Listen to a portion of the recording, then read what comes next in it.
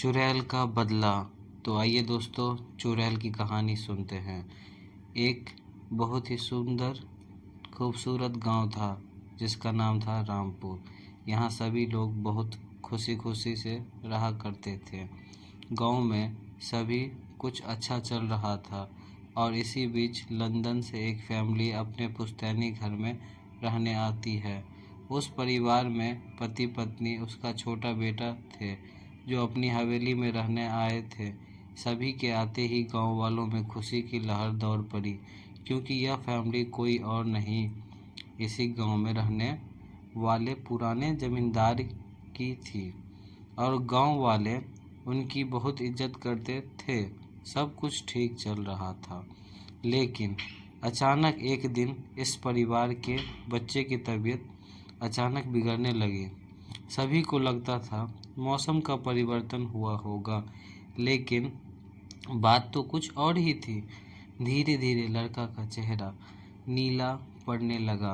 आनन फानन में परिवार ने डॉक्टर को बुलाया और डॉक्टर को भी कुछ समझ नहीं आया, तो उसने पास में ही एक हॉस्पिटल में उन्हें स्वास्थ्य परीक्षण के लिए आमंत्रित किया, ताकि बच्चे की बीमारी का पता लगाया जा सके। परिवार ने डॉक्टर की सलाह अनुसार हॉस्पिटल जाना जरूरी समझा। सारे परीक्षण होने के बाद भी कुछ नहीं हासिल हुआ। जैसे ही सारा परिवार गांव पहुंचा, तो गांव के कुछ बुजुर्गों ने बच्चे की हालत देखकर उन्हें ओझा के पास जाने को कहा। आज भी गांव के पुराने रीति रिवाज के अनुसार झाड़ फूक करके इलाज करने की प्रथा कायम है। परिवार सभी सदस्य बच्चे के लिए ओझा के पास भी जाने को तैयार हो गए। गांव के पास ही पहाड़ी में एक बाबा रहा करते थे जो काली विद्या में भी माहिर थे। जैसे ही उन्हें आश्रम की सीढ़ियों में वह बच्चा अपने परिवार के साथ पहुंचा, तो ओझा जोर जोर से चिल्लाने लगे, तू क्यों आई है? इतने बरसों के बाद भी तेरा बदला शांत नहीं हुआ। यह सब सुनकर बच्चे के माता पिता और गांव वाले दहशत में आ गए।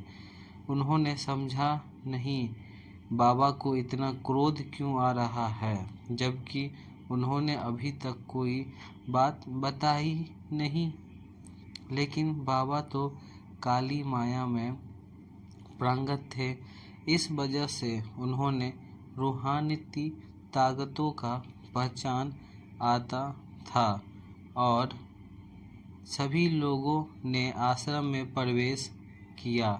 लेकिन बाबा ने केवल उस बच्चे को पास आने को कहा। बच्चे की हालत बहुत ही खराब थी।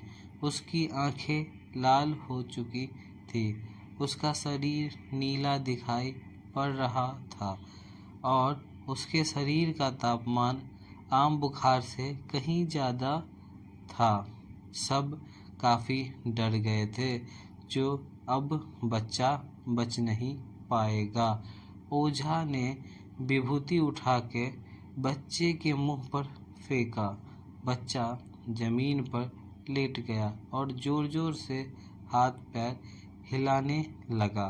किसी को कुछ नहीं समझ आ रहा था कि बाबा की विभूति से क्या चमत्कार हुआ कि बच्चा अपने जमीन पर लेटकर ऐसी हरकतें करने लगा। तभी अचानक बच्चा अपने उंगलियों के बल खड़ा हो गया। सब काफ़ी डर गए जो ये क्या हो रहा है, और सबको लग रहा था जो अब बच्चा नहीं बचेगा। और बहुत ही खूंखार औरत की आवाज़ में ओझा को उनके पुराने नाम से बुलाया, अरे ओ प्रेमनाथ, मैं तुझे नष्ट कर दूंगी। लड़के का ऐसा स्वर सुन के उसके माँ बाप घबरा गए। लड़के को इस अवस्था में देखकर उन्हें कुछ समझ नहीं आ रहा था कि ऐसा क्यों हो रहा है। तभी ओझा ने एक मंत्र पढ़कर बच्चे को अपने काबू में किया। सारे गांव वाले ओझा से पूछने लगे, बाबा यह सब क्या है, यह बच्चा ऐसा क्यों कर रहा है। तभी ओझा ने बताया, इनके अंदर कोई चुड़ैल आ चुकी है, जो कि आज 70 साल पहले चोरी की आरोप में जिंदा जला दिया गया था। उसे ऐसी सजा देने वाले कोई और नहीं बल्कि इसी बच्चे के दादाजी थे, और वह चुड़ैल अपना बदला लेने के लिए आई है, क्योंकि यह गर्भवती अवस्था में जिंदा जला दी गई थी और इसके कोख में पल रहा मासूम बच्चा भी इसके साथ ही जल गया था। इसी वजह से वह उस वंश के बच्चे की दर्दनाक मौत देना चाहती है, ताकि उसका बदला पूरा हो सके और शायद वह भूत चुड़ैल अपने मकसद में कामयाब भी हो जाती। पर वह बाबा बहुत चमत्कारी थे। यह सारी कहानी जानने के बाद उसके परिवार वालों को ओझा के सामने गिड़गिड़ाने लगे और अपने बच्चे की जान की भीख मांगने लगे। तभी ओझा ने अपनी घोर तपस्या शक्ति के मंत्रों का उच्चारण के साथ उस चुड़ैल के मासूम बच्चे से बाहर निकाल दिया और कुछ ही क्षणों में बच्चा सामान्य हालत में आने लगा।